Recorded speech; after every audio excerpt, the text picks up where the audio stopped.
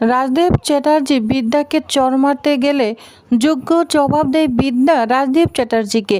হ্যাঁ প্রিভার 70 দেখা যাবে আজকের পর্বে। বিস্তারিত জানতে ভিডিওতে একটি লাইক দিয়ে পুরো ভিডিওটি দেখতে থাকুন। গল্পের শুরুতে আমরা দেখতে পাবো কেশব ব্যানার্জির সঙ্গে বিদ্যা ব্যানার্জি কথা বলছে। বিদ্যা বলছে, শুনুন, আমার সঙ্গে আমার ছাত্রছাত্রীরা রয়েছে, নিউজ চ্যানেল থেকে লোক এসেছিল, আরও অনেকেই এসেছিল, সবাই জেনে গিয়েছে আমি এখন চ্যাটার্জি বাড়িতে আছি। তার একটু আগে হোস্টেলে আমাদের সঙ্গে কি কি অত্যাচার করা হয়েছিল এগুলোও কিন্তু সবাই দেখে নিয়েছে। এখন আপনি ডিসাইড করবেন, মানে আপনারা ডিসাইড করবেন আমি পুত্রবধূ হয়ে কাজ করব নাকি প্রফেসর বিবি হয়ে কাজ করব। বিদ্যা তখন বলে, আচ্ছা আমি ঠিক আছে ফোনটা রাখছি। তখন কেশব ব্যানার্জি বলে, একদম ফোন রাখবে না, বুঝতে পেরেছ? আচ্ছা তুমি এখানে কেন উঠেছ, কি করতে চাচ্ছ তুমি আসলে? বিদ্যা ব্যানার্জি তখন বলে, শুনুন, আপনার তো অনেক টাকা অনেক সম্পত্তি আছে তাই না? কেশব ব্যানার্জি বলে, হ্যাঁ আছে তো। বিদ্যা বলে, ওই সম্পত্তি থেকে মনে করুন কিছু একটা অংশ কেড়ে নেওয়া হোক, তাহলে কেমন হয় বলুন তো? যা শুনে কেশব ব্যানার্জি তো পুরো অবাক হয়ে যায়। তখন বিদ্যা ব্যানার্জি ফোনটা কেটে দেয়। কেশব ব্যানার্জি এদিকে হ্যালো হ্যালো করতে থাকে, বিদ্যার ফোনে কথা বলে না। তখন কপিল বলতে থাকে, দাদা কি বললো? কেশব ব্যানার্জি বলতে থাকে, বলেছে আমার তো অনেক সয় সম্পত্তি রয়েছে, ওইখান থেকে যদি কিছু সম্পত্তি কেটে নেওয়া হয় তাহলে কেমন হয়? আসলে কি বলতে চাইলো বলতো, কিছুই তো বুঝতে পারছি না। ও বাড়িতেও কেন গিয়েছে এটাও তো বুঝতে পারছি না। আমি তোকে একটা কথা বলবো কপিল, লক্ষ্মী বউ হয়ে সংসার করার মতো মেয়ে কিন্তু ও নয়। ওর বনে অধিকার কেড়ে নিয়ে সংসার করবে এরকম মেয়েও কিন্তু ও নয়। ও একটা ভালো মেয়ে, ও ভালো মেয়ে, কেন এমন করছে কিছুই তো বুঝতে পারছি না। তখন কপিল বলে, দাদা। কেশব ব্যানার্জি বলে, সরি, আমি হয়তো একটু ইমোশনাল হয়ে পড়েছি, কিন্তু এটাই তো ফেক। কপিল বলে, সেই মেয়ে যখন বাড়িতে বউ সেজে গিয়েছে, বউয়ের অধিকার নিয়েই গিয়েছে। কেশব ব্যানার্জি বলে, না না, অধিকার তো নয়, ও হাসতে হাসতে রাজনীতির হাতে ফাগুনকে তুলে দিতে পারে, এটা আমি জানি, কিন্তু কোনো কিছুর বিনিময়ে ওই কলেজটাকে আমার বা রাজদীপ চ্যাটার্জির হাতে কিছুতেই তুলে দিবে না, কিছুতেই না, কোনোভাবেই না। আর ঠিক সেই কারণে বুঝতে পারছি না যে ও আসলে কি করতে চাচ্ছে। কপিল বলে, দাদা এখনো কিন্তু পর্যন্ত বিল্ডিং এর একটা ইটও ভাঙতে পারোনি, মাথা উঁচু করে বিল্ডিংটা দাঁড়িয়ে আছে, আর এদিকে আমরা মাথা নিচু করে হেরে বসে আছি। নিপুণ, শ্রাবণ, মন্টু সবাই কিন্তু অ্যারেস্ট হয়েছে। আচ্ছা দাদা এখন তুমি কি করবে বলো তো, কি করবে?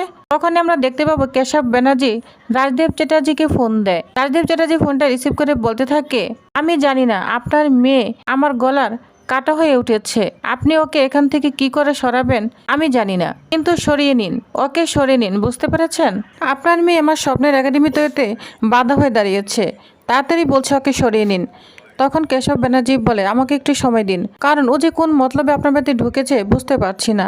ও আগেরবারও ঢুকেছিল, জমির মালিকদের সব কাগজপত্র নিয়ে আদালতে পেশ করেছে, সেই কেস এখনো আদালতে ঝুলছে। তবে আমি আপনাকে কথা দিচ্ছি, আগামী 1 বৈশাখের মধ্যে ওই জমির অবশ্যই একটা স্থানস্থ করতে হবে, সেই ডেটটা হবে 1 বৈশাখ, বুঝতে পেরেছেন?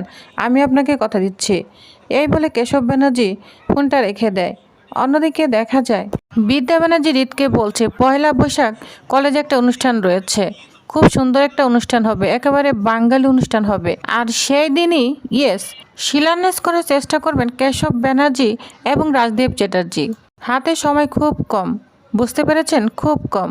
আচ্ছা রিতবাবু, আমি যেভাবে আপনাকে ছকে দিব আপনি সেভাবে কাজগুলো করবেন তো? তুমি যেটা বলবে সেটা আমি না করে থাকতে পারবো? আর কখনো না করেছি? আমি যে তোমাকে ভালোবাসি বিদ্যা।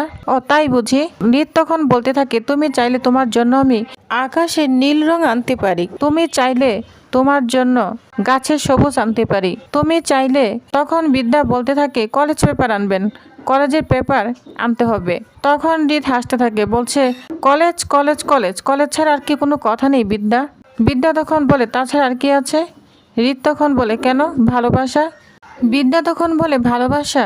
ভালোবাসতে ভয় হয় জানেন, যদি হারিয়ে যায়। রিত তখন বলে, আমি হারাবো না বিদ্যা, আমি হারাবো না, কোনো দিন না বিদ্যা, আমি তোমার পাশে আছি, ভালোবেসে তোমার এই হাতটা আমি শক্ত করে ধরে থাকবো, কোথাও হারাতে দিব না তোমাকে, বিলিভ মি। কলেজের পেপারস কেন, পৃথিবীর সবকিছু আমি তোমার পায়ের সামনে এনে রাখবো, এটা আমি তোমার জন্য আমি সবকিছু করতে পারি বিদ্যা, মরতেও পারি। যা শুনে বিদ্যা অবাক হয়ে রিতের দিকে তাকিয়ে আছে।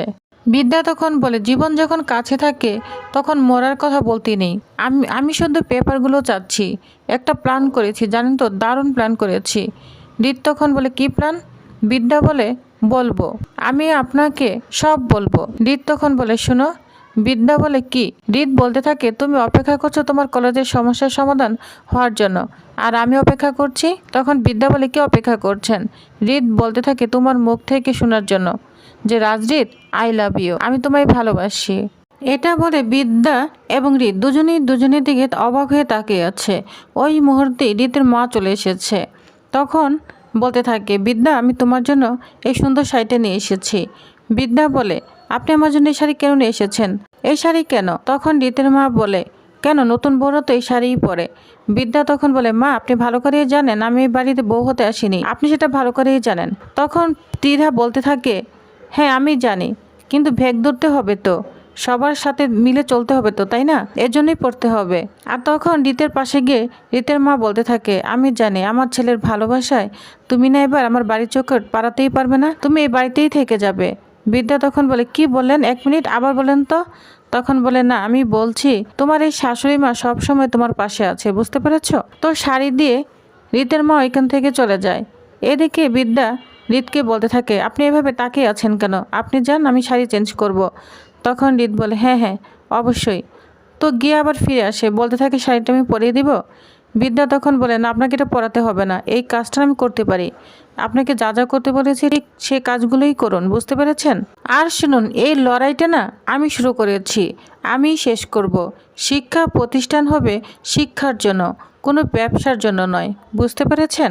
অন্যদিকে দেখা যায় তুষার ব্যানার্জি এবার কেশব ব্যানার্জির সঙ্গে তুমুল ঝগড়া লাগিয়ে দিয়েছে। তার ধারণা কেশব ব্যানার্জি তার মেয়ে বিদ্যা ব্যানার্জিকে সব কিছুর পিছনে সাহায্য করেছে, তা না হলে সব কিছু বিদ্যা এত সাহস পেত না। কারণ রাজদেব চ্যাটার্জি অবশ্যই বিদ্যাকে সাহায্য করবে না, কেশব ব্যানার্জি বিদ্যাকে সাহায্য করেছে। এটা কেশব ব্যানার্জিকে বললে সে তো পুরো অবাক হয়ে যায়, কিন্তু কিছুতেই মানতে চাচ্ছে না তুষার ব্যানার্জি যে বিদ্যার পিছনে সে নেই।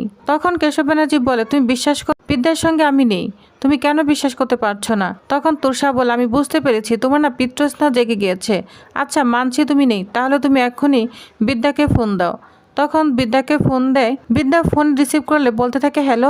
তখন কেশব ব্যানার্জি বলে, বিদ্যা তুমি ওই বাড়ি থেকে সরে যাও। বিদ্যা বলে, কেন?